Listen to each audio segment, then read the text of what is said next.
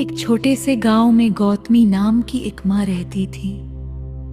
उसका जीवन साधारण था, लेकिन उसके जीवन की सबसे बड़ी खुशी उसका छोटा सा बेटा था। वह बच्चा उसकी दुनिया था। उसकी हर सुबह और हर शाम उसी की मुस्कान से शुरू होती थी।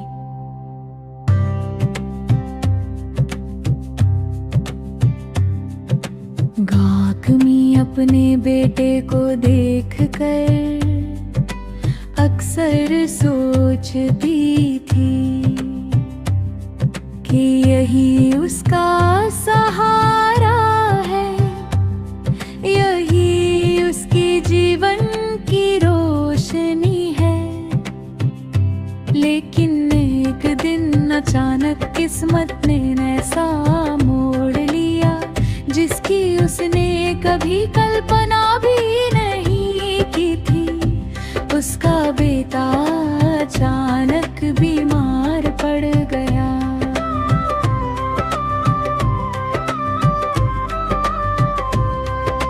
पहले तो उसे लगा कि साधारण बुखार है और कुछ ही दिनों में ठीक हो जाएगा। उसने जड़ी बूटियां दी, वैद्य को बुलाया, हर तरह की कोशिश की, लेकिन बीमारी दिन बदिन बढ़ती चली गई। गौतमी रात रात भर अपने बेटे के पास बैठकर उसकी सेवा करती रही। उसकी आंखों में उम्मीद थी कि उसका बेटा फिर से हंसने लगेगा, फिर से उसके आंगन में दौड़ेगा।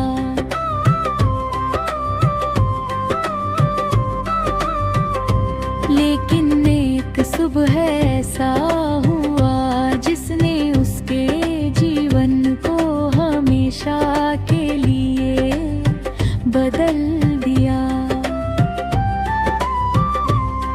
उसका बेटा शांत हो गया, बिल्कुल शांत। गौतमी ने उसे हिलाया, पुकारा, रोई, लेकिन कोई उत्तर नहीं मिला।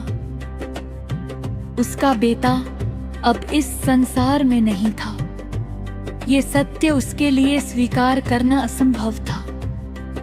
गांव के लोग उसे समझाने लगे, गौतमी, ये जीवन का नियम है।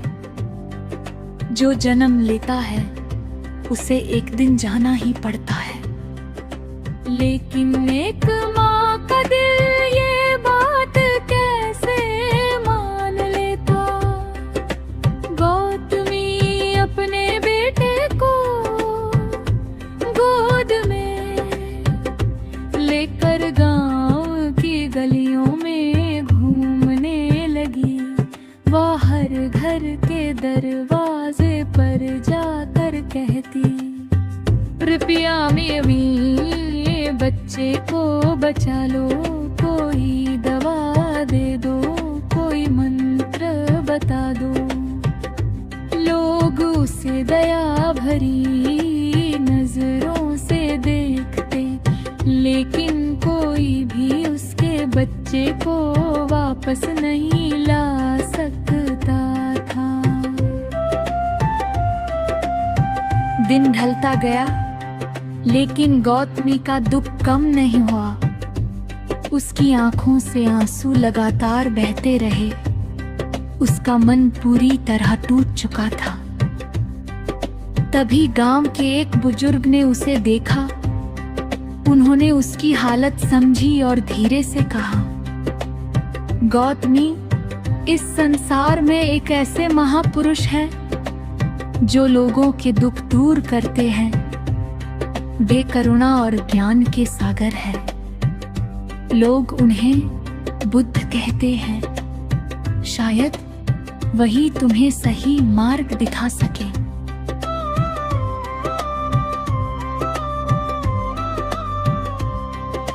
गौतमी की आंखों में एक नई उम्मीद जागी। उसने तुरंत अपने बेटे को गोद में उठाया और बुद्ध को खोजने के लिए निकल पड़ी। उसे विश्वास था कि अगर कोई उसके बच्चे को वापस जीवन दे सकता है तो वही महान संत है। उसका दिल दुख से भरा था, लेकिन उम्मीद की एक छोटी सी किरण उसके भीतर जग चुकी थी। उसे नहीं पता था कि ये यात्रा उसके बेटे को वापस लाने की नहीं, बल्कि उसके जीवन को बदल देने वाली एक महान सीख की यात्रा बनने वाली है। गौतमी अपने बेटे को गोद में लेकर बुद्ध की खोज में निकल पड़ी। उसका मन दुख से भरा था, लेकिन दिल में एक छोटी सी उम्मीद भी थी। वो सोच रही थी कि अगर कोई उसके बच्चे को वापस जीवन दे सकता है तो वो वही करुणामयी महापुरुष होंगे जिनके बारे में लोगों ने उसे बताया था।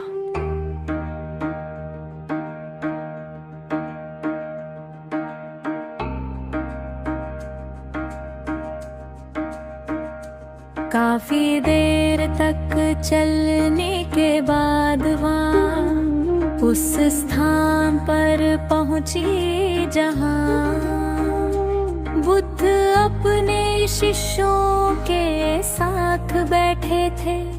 वहाँ का वातावरण बहुत शांत था। पेड़ों की छाया में लोग ध्यान से बुद्ध की बातें सुन रहे थे।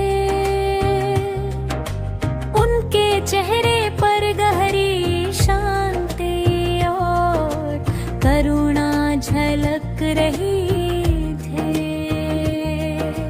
गौतमी दौड़ते हुए उनके पास पहुंची।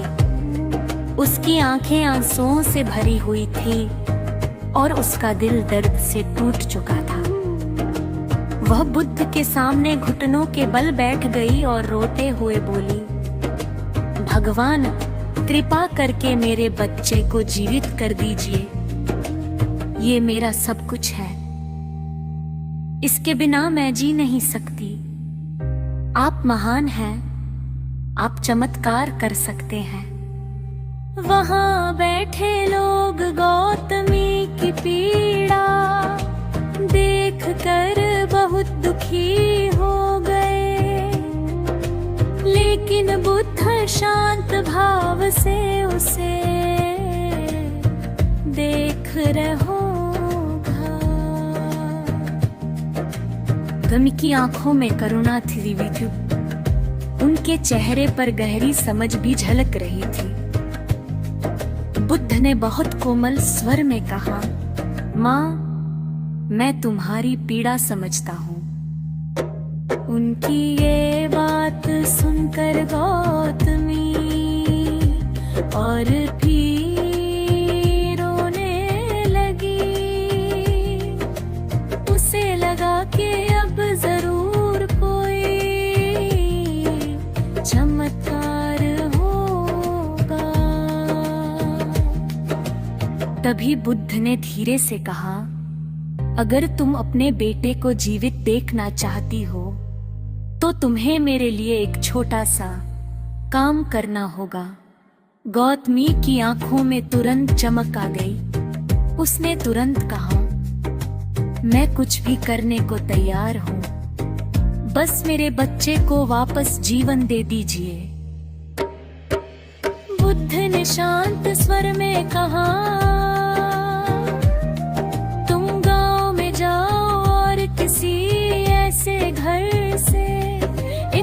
मुट्ठी सरसों के दाने लेकर आओ, जहां आज तक कभी किसी की मृत्यु न हुई हो। गौतमी ने ये बात सुनी तो उसे लगा कि ये तो बहुत आसान काम है, सरसों के दाने तो हर घर में मिल जाते हैं। वह तुरंत उठी और खुशी खुशी गांव की ओर चल पड़ी। उसे पूरा विश्वास था कि कुछ ही देर में वह सरसों के दाने लेकर वापस आएगी और फिर उसका बच्चा जीवित हो जाएगा। गौतमी पहले घर के दरवाजे पर पहुंची। उसने दरवाजा खटखटाया। एक स्त्री बाहर आई। गौतमी ने कहा, मुझे एक मुट्ठी सरसों के दाने चाहिए, लेकिन एक शर्त है, इस घर में कभी किसी की मृत्यु नहीं हुई होनी चाहिए। वह स्त्री कुछ पल चुप रही, फिर उसने धीरे से कहा, बहन, सरसों के दाने तो मैं दे सकती हूँ, लेकिन हमारे घर में तो मेरे पिता की मृत्यु हो चुकी है। गौतमी का चेहरा थोड़ा उदास हो गया, लेकिन उसने सोचा कि कोई बात नहीं। गांव में इतने घर हैं, किसी न किसी घर में तो ऐसा होगा जहां कभी किसी की मृत्यु नहीं हुई होगी। वो दूसरे घर गई, लेकिन वहां भी वही उत्तर मिला। फिर तीसरे घर, चौथे घर और पांचवे घर। हर घर में किसी न किसी ने अपने किसी प्रिय को खोया था। धीरे धीरे गौतमी के मन में एक अजीब सी भावना जन्म लेने लगी। उसे समझ आने लगा कि शायद इस संसार में कोई भी ऐसा घर नहीं है जहां मृत्यु ने दस्तक न दी हो। लेकिन उसका दिल अभी भी पूरी तरह सच को स्वीकार करने के लिए तैयार नहीं था। वह अभी भी सरसों के दाने की तलाश में एक घर से दूसरे घर भटक रही थी, और उसके जीवन की सबसे बड़ी सीख धीरे धीरे उसके सामने खुलने वाली थी। पूरा दिन गांव में भटकने के बाद गौतमी धीरे धीरे वापस उस स्थान की ओर चल पड़ी जहां बुद्ध अपने शिष्यों के साथ बैठे थे। अब उसके कदम पहले जैसे बेचैन नहीं थे।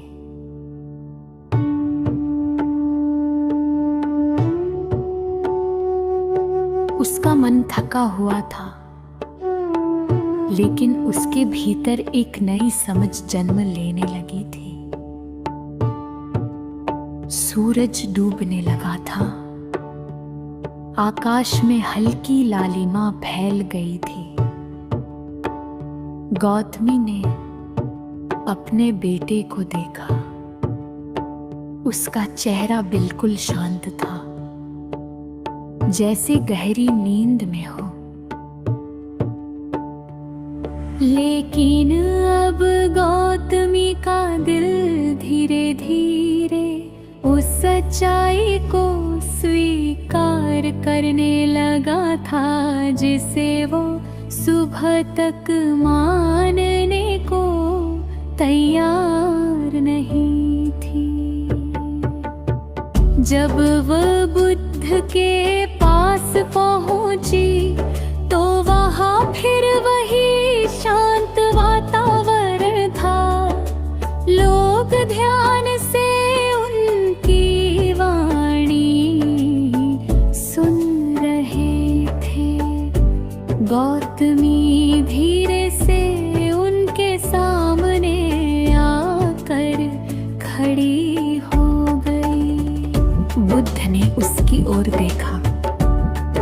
उनकी आंखों में वही करुणा थी उन्होंने धीरे से पूछा, माँ, क्या तुम सरसों के दाने ले आई?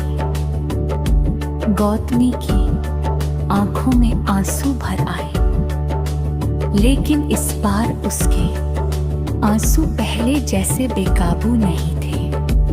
उसने शांत स्वर में कहा, भगवान, मुझे सरसों के दाने तो हर घर में मिल सकते थे, लेकिन ऐसा कोई घर नहीं मिला जहां कभी किसी की मृत्यु न हुई हो। बुद्ध ने धीरे से सिर हिलाया। उन्होंने कहा, माँ, यही इस संसार का सत्य है। इस दुनिया में कोई भी ऐसा घर नहीं है जहां मृत्यु ने कदम न रखा हो। गौतमी चुपचाप उनकी बात सुनाते गई। बुद्ध आगे बोले, जो जन्म लेता है उसे एक दिन जाना ही पड़ता है। जीवन और मृत्यु इस संसार के नियम है। जब हम इस सत्य को नहीं समझते, तब दुख हमें तोड़ देता है। उनकी वाणी बहुत शांत थी, लेकिन उसमें गहरा जान था। गौतमी के दिल में जैसे धीरे धीरे प्रकाश फैलने लगा। उसे अब समझ आने लगा था कि वो जिस दर्द से गुजर रही है, वो केवल उसका दुख नहीं है, ये संसार का नियम है। बुद्ध ने फिर कहा, माँ, दुख से भागने से शांति नहीं मिलती, लेकिन जब हम सत्य को समझ लेते हैं, तब हमारे दिल में शांति जन्म लेती है। गौतमी की आंखों से आंसू बहने नहीं, लेकिन इस बार उन आंसुओं में केवल दुख नहीं था, बल्कि स्वीकार भी था।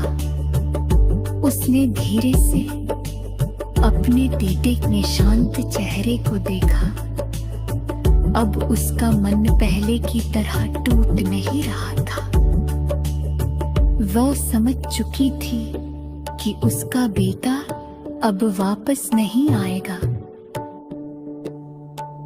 लेकिन बुद्ध की वाणी ने उसके दिल में एक नई शक्ति पैदा कर दी थी। गौतमी ने हाथ जोड़कर कहा, भगवान, आपने मेरी आंखें खोल दी। मैं अपने दुख में इतनी डूब गई थी कि संसार का सत्य ही भूल गई थी। बुद्ध ने करुणा से कहा, ज्ञान ही दुख से मुक्ति का मार्ग है।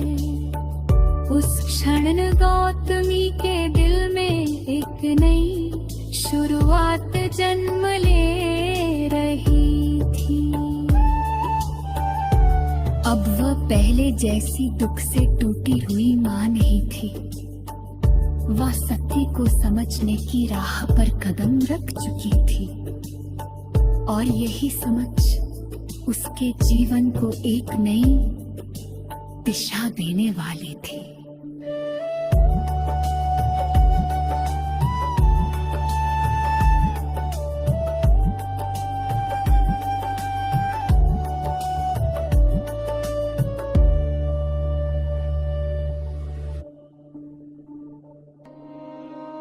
बुद्ध की करुणामयी वाणी सुनकर गौतमी का मन धीरे धीरे शांत होने लगा।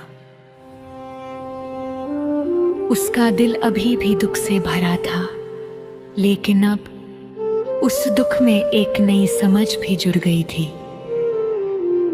उसने पहली बार महसूस किया कि संसार में कोई भी ऐसा नहीं है जिसने कभी किसी अपने को न खोया हो। गौतमी ने अपने बेटे को आखिरी बार प्यार से देखा। उसकी आंखों से आंसू बह रहे थे, लेकिन अब उनमें पहले जैसी बेचैनी नहीं थी।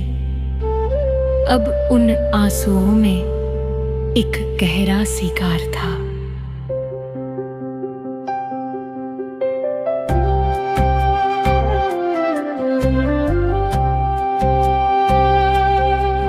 उसने धीरे से अपने बेटे के शरीर को भूमि पर रखा और मन ही मन प्रार्थना की, मेरे प्यारे बेटे, तुम्हारा साथ मेरे जीवन की सबसे बड़ी खुशी था, लेकिन अब मैं समझ गई हूं कि इस संसार में हर चीज एक दिन समाप्त होती है।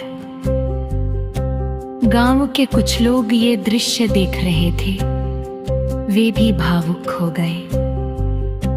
उन्होंने देखा कि वही माँ जो सुबह तक अपने बच्चे को गोद में लेकर हर घर के दरवाजे पर रो रही थी, अब धीरे धीरे अपने दुख को समझने और स्वीकार करने लगी थी। गौतमी फिर बुद्ध के सामने आई और उनके चरणों में झुक गई।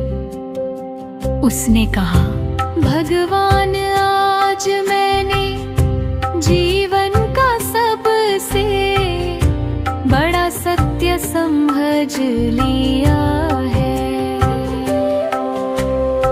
मैं अपने दुख में इतनी डूब गई थी कि मुझे लगा केवल मेरा ही संसार टूट गया है, लेकिन अब मुझे पता चला कि ये दुख केवल मेरा नहीं है, ये संसार का दुख है।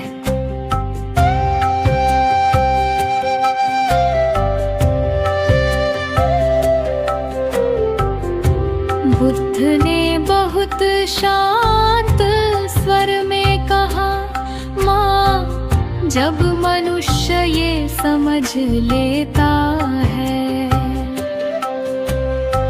कि संसार की हर चीज नश्वर है, तभी उसके भीतर ज्ञान का प्रकाश जलता है।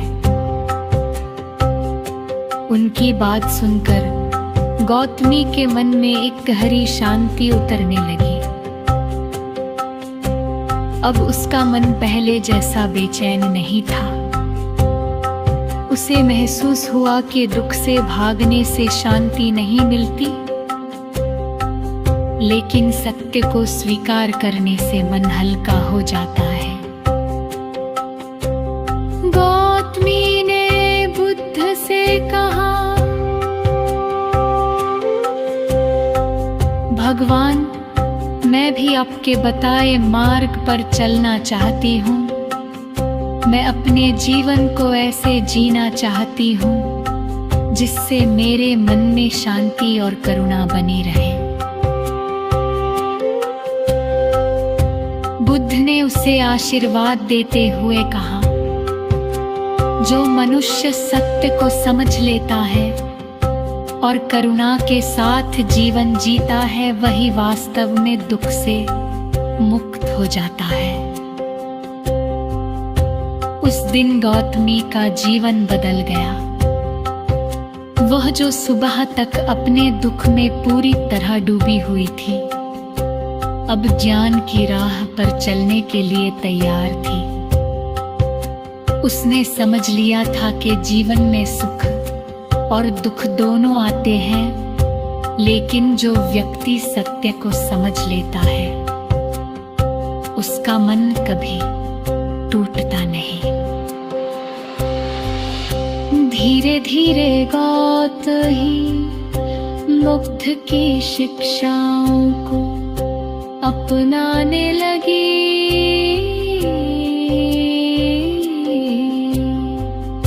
उसके दिल में अब करुणा, शांति और समझ का प्रकाश फैल गया था।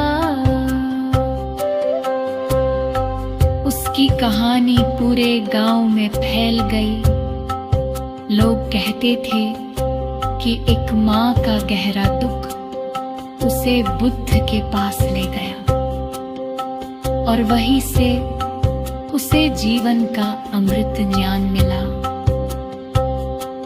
और यही कारण है कि आज भी वे कथा हमें सिखाती है कि दुख जीवन का अंत नहीं होता। कभी कभी वही दुख हमें सत्ता और शांति के मार्ग तक पहुंचा देता है।